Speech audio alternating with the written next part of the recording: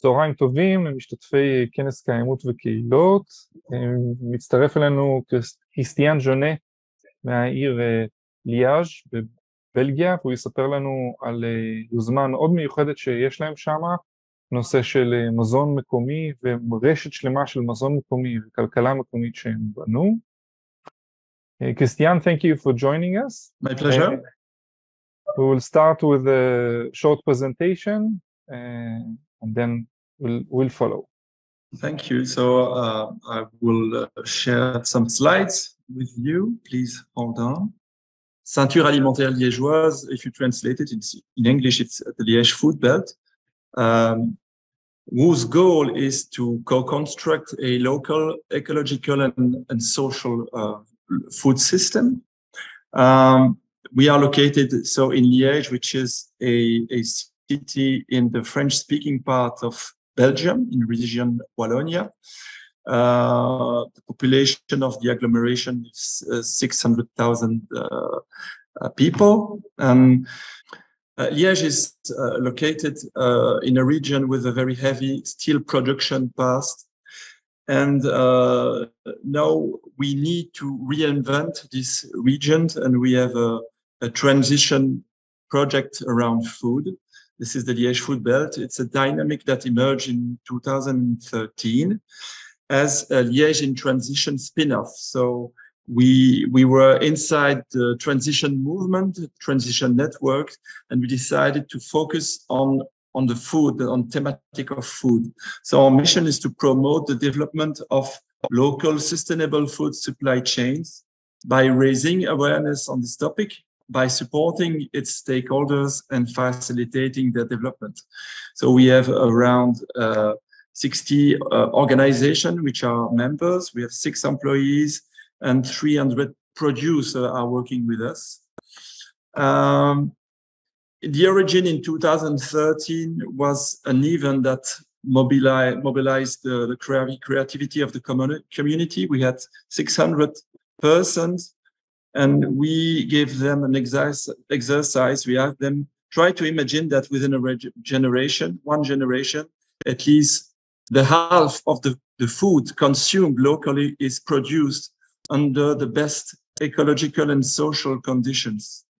And we have some collective thinking about it, and with the open space technology, and we arrived with an action plan, a shared strategy, which say to achieve this goal, we need to work on citizen awareness and involvement.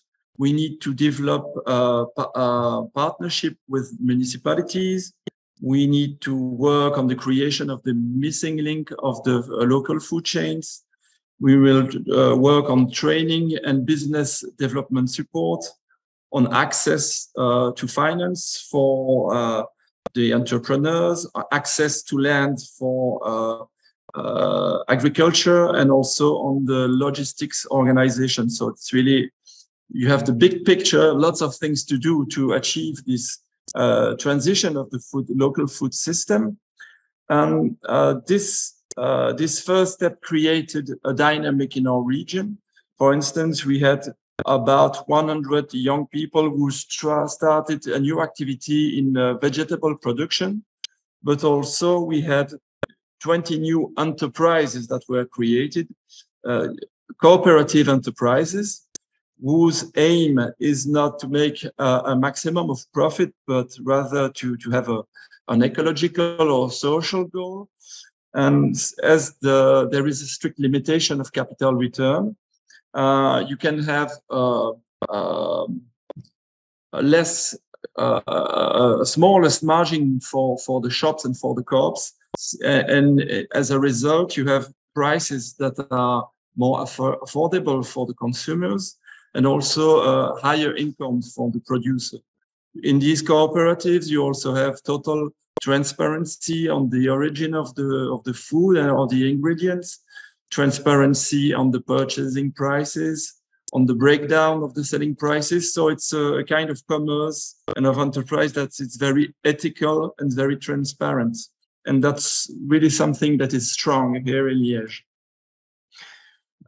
Regarding the citizen awareness and involvement, we created a festival in 2017, and it's taking place every year since. And every year we can reach more over 10,000 people who take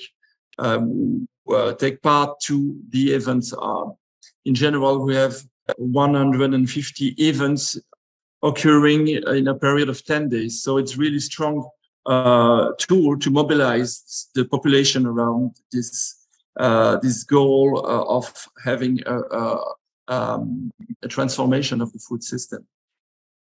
We also created with the city of Liège a house of the sustainable and inclusive food, which is a permanent place for sensibilization around this thematic of food transitions. For instance, the schools go to this place and can learn about sustainable food.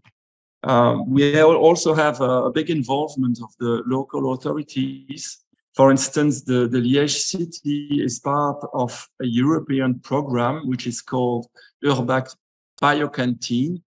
It's a network of exchange with other cities across Europe to share experience and expertise in the provision of sustainable school meals.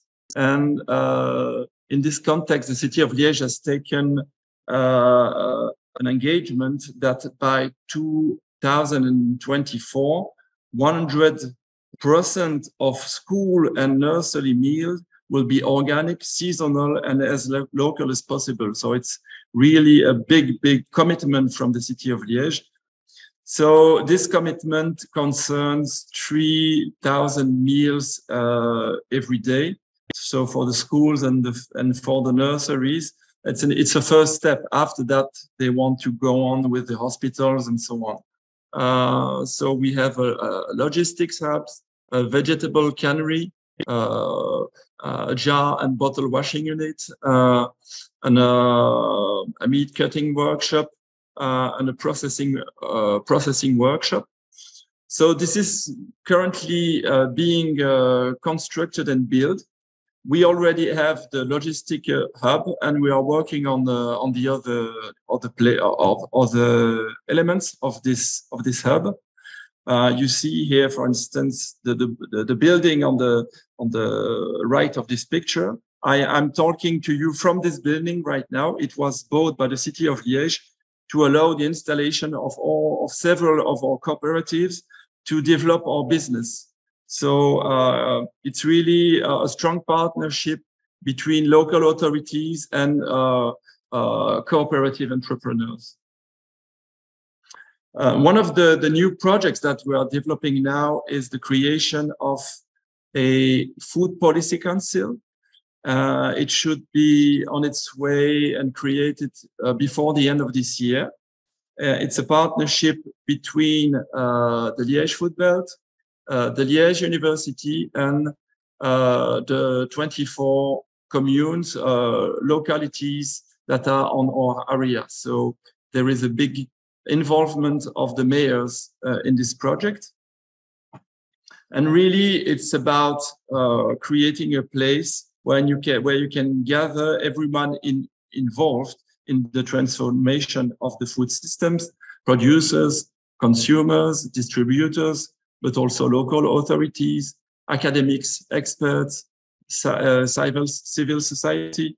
It's a place where we can really debate on how we can achieve this food system transformation, how we can plan it together, how we can make sure that the local authorities can fully participate to the effort, as well as every future members. So why do you create it? Why do you create such a food policy council? First, to scale up the movement and generalize innovative alliance for food transition. We try to connect the various stakeholders in the same place. So it's really a multi-stakeholder composition. It's a place for really exchange and mutual knowledge, because we always can see that there are not enough connections between the various actors. So we can have this place for that. It's a place where we can systematically disseminate successful projects and best practices and activate the levels specific to the municipalities, such as the canteens, as I told you earlier. And the movement that was created here in Liège is spreading quite fast. For instance, we were the first food belt in Wallonia. Now we are 5 food belts in Wallonia, and we represent these 5 food belts in the regional food council. Also, the food policy councils are also spreading in the Walloon region. As you can see, nearly half of the territory will soon be covered with food policy councils, so it's spreading fast. And finally, we have a lot of spin-offs of the Nourrir Liège festival, of Feeding Liège festivals. We had one in Brussels and in many other cities in Belgium, but it's also spreading in France, in Strasbourg, and in Quebec, so in Canada. Okay, so that's what I wanted to tell you right now about what's happening regarding food transition in Liège. It's amazing and very inspiring. I understood you also have some form of local currency or local economy that supports this movement. Absolutely, and it is called the Valeureux, and it was also created as a spin-off of the Liège in Transition movement. It was created moreover at the same moment as the Liège food belt, and it's really the currency of our network. So it's accepted in several hundreds of shops in the Liège province. And it exists in a paper version, but also in the electronic version. So it started parallel, but it supports each other to initiatives. Yes, absolutely. The same. It's got the same origin, transition movement, and we are building together. Okay. Can you tell me about your connection with the municipalities? Because we might have people from municipalities in the audience. So what recommendations can you give either to entrepreneurs, how to approach the municipalities, or talk about the motivations of the municipalities to work with the entrepreneurs? When we created Liège in Transition in 2011, I must say that there was not very much interest expressed by the local municipality. They thought these people are dreamers, they are not serious. And then two elements changed that perception. The first was that we were creating economic activity with all these cooperatives. We were creating jobs, and they say, "Oh, that's interesting." And also, we have to develop a new sector here. And the second point is that with the festival, the Feeding Liège festival, they could see that a large part of our population, of our citizens, were interested in the thematic of transition. So decided that after all, maybe it was interesting to start developing partnership with us. And we never went in a posture of frontal opposition. We always said we can be partners, let's be constructive. And slowly there was a relationship of mutual trust that could be built, and that is very strong now, and that allows us to go together in very ambitious projects, such as this food hub, this vegetable cannery, or the canteens. Yes, this is a great move.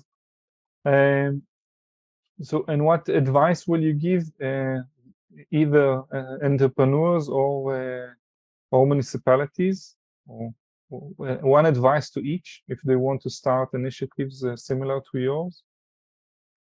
we in Liège, it's difficult. We have our context, but for us, trying to use the cooperative as a common formula for developing our activity was very successful because it brought us some funding. Hundreds of citizens brought money in these enterprises.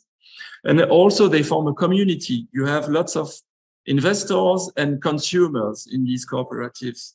So I think that's when you have such a project, it's a formula that's interesting to investigate.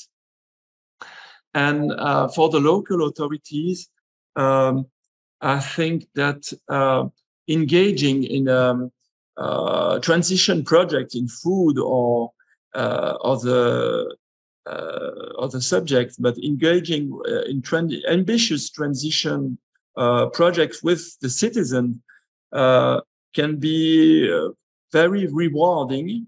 And for instance, here that our politicians can see that the press or the media talk about Liège very far from here, even on other continents, and it's very rewarding. So you need to be ambitious and work really hand in hand, civil society and local authorities. My final question will be about something that surprised you along the way, something that you didn't predict or think that is coming and was a good surprise to you. My surprise was to see that many of my interlocutors in the political world notably changed completely their point of view. Many people didn't believe that it was possible to change things, not even that it was a good idea. And there was I could see a change in their mind, in their software.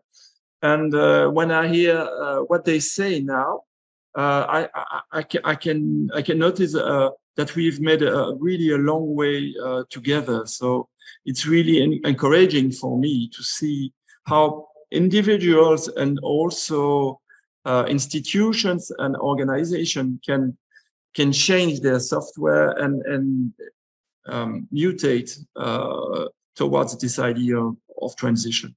Thank you, Christian. It's really inspiring, and I hope it will inspire some people in Israel and have more effect even across Europe.